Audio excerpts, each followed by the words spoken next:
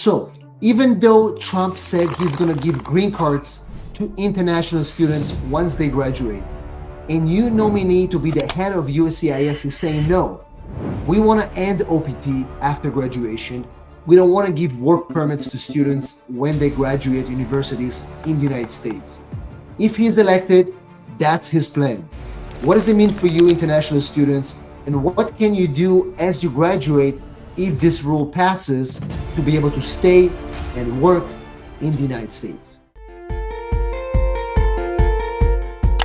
Hello everybody, and welcome back to our Immigration channel. In this video, we'll talk about the new proposal from the nominee to be USCIS Director, Joseph Edllo, who specifically stated that he doesn't like the OPT program and he wants to end it upon students' graduation. What does it mean for you guys who are graduating soon, or those of you that are planning to come to the United States and you want to be able to live and work here? What does it mean if they completely get rid of this OPT work permit program after this graduation? How are you going to be able to navigate your future in the United States? Now, remember, this is just an idea that he floated. And for this to become law, they need to pass legislation, and it will take some time. But from the sound of it, he was pretty serious as to why he wants to get rid of it, because it says the OPT program is just a backdoor for people to work here improperly, and it's not the best way to support the U.S. workforce. So if they're serious about eliminating this, we need to understand what to do next. So let's first understand what is the OPT, optional practical training, that most students who are studying in the United States can apply for, and some of them can actually work here up to 3 years. So guys, let's understand first. So if you're a student in the United States and you study any degree, you're eligible for a 1-year work permit, also known optional practical training. Now, many students can also work while they're in school under their CPT, which is a curricular practical training, which you can work in a field related to what you study. And it's available to a limited course of study. Not everybody can do CPT, but many students do that. But most students are actually excited about the OPT because once they graduate, now they have opportunity to work and gain experience and potentially use that as a jump board for future visas like the H-1B and any other visa they do. Now, if you're a student that studies one of those STEM occupations, science, technology, mathematics, you're eligible for an additional 2 years OPT where you can work. Also, there are specific rules for the STEM OPT, but that gives you an additional 2 years to work in the United States in a very important industry and eventually transition to a work visa. The STEM OPT has been very effective because, as you know, the H-1B visa is very competitive and is subject to a lottery. And in the meantime, if somebody is not selected in the lottery, they continue to work on their OPT work permit, and they try again to apply the year after and the year after. And finally, once they get the work permit, they can transition from the OPT. So it's been a very nice kind of a smooth transition from school to work. And it's been the case for many, many years. I personally myself came here as an F1 student. I had a student visa in law school. And after law school, I was able to get an OPT 1 year to work in a law firm. And that law firm eventually ended up sponsoring my H-1B and eventually my green card. And that's how I was able to stay in the United States. If it wasn't for the OPT, trust me, I wouldn't be able to find a work visa at the short amount of time I was in school, because I was busy with my finals and I was busy preparing for everything I need to do to graduate. And I didn't have the buffer zone of that year to find a job. Well, guess what? I wouldn't be able to work in the United States, and this channel wouldn't exist because I probably would be somewhere else doing something else. So OPT is super important. So why is this happening?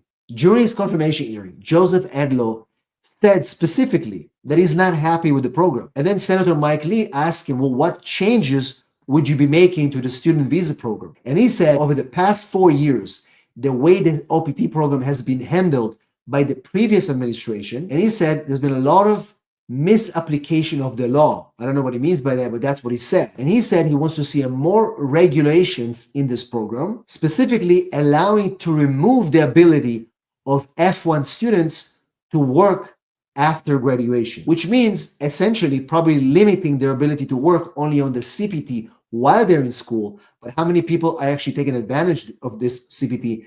Probably not that many. Most students are getting ready to work on the OPT to implement what they've studied during their degree.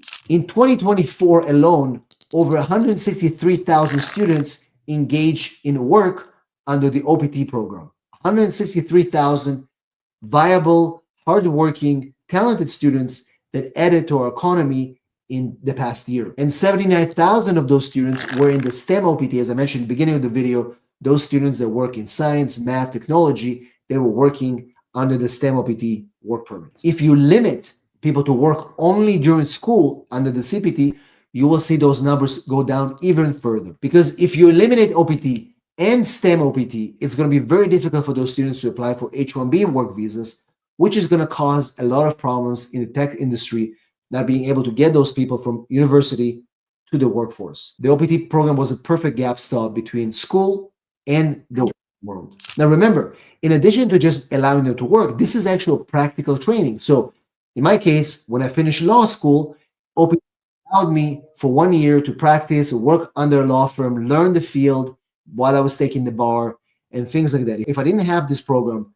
to practice what I studied, how can you actually become a useful member of society, work in an industry that you didn't even have a chance to practice? OPT overall enhances the international experience of students. So what's going to happen if they do cancel it? Well, before we talk about that, guys, if you're here for the first time, please subscribe to my channel. Click the notification bell so you don't miss any of my videos. And also give us a big like so YouTube will be able to show this video to more people just like you. As always, if you need help with your immigration matter, if you're a student currently worried about what's going to happen with your status or trying to get a work visa, send me a text 619-483-4549 or go to www.immigrationasap.com. Leave your details and one of our team members will contact you ASAP. Now let's jump back into the video. So what is going to happen if, in fact, they will go forward and cancel this program? Well, what's going to happen is that as international students, in your last semester, you're going to have to start working really hard to try to get sponsored. So probably as you're finishing school, you'll have to work and finding an employer who is going to sponsor you for the H-1B visa. Now, if you're going to graduate around summertime, we're going to be behind past H-1B season because the cap is already done. So most of you will have to go back to school and take another semester or so while the H-1B visa season starts. Many of you will qualify for the O-1 visa, especially if you're doing a master's in the United States and you already have some experience from overseas. An O-1 visa specifically for our STEM graduates. If you're a STEM graduate, there's been a lot of changes in the law in the past year or so that will allow you to apply for O-1 visa right when you graduate. I see that a lot of students are going to start planning that in the last semester and start filing for these O-1 visas and potentially cap-exempt H-1Bs if they're working with universities or nonprofits. And we're going to see a shift in how people are actually starting to work when they graduate from universities. It's going to be a very complicated system because right now it's fairly simple. You graduate, you apply for the OPT, and you start working. We're going to have to start seeing planning to apply for work visas and employers who are willing to take chances on these students before they graduate to commit to sponsoring them. I think it's going to be much more complicated for international students to be able to live and work in the United States with these changes. But again, with proper planning, getting those visas transitioned from student status to a work visa are still possible, but careful planning is necessary, and working very closely with your immigration attorneys is going to be the new trend of transitioning students from school to the workforce. Remember, guys, preventing students from working on the OPT or STEM OPT is going to send away talent from the United States.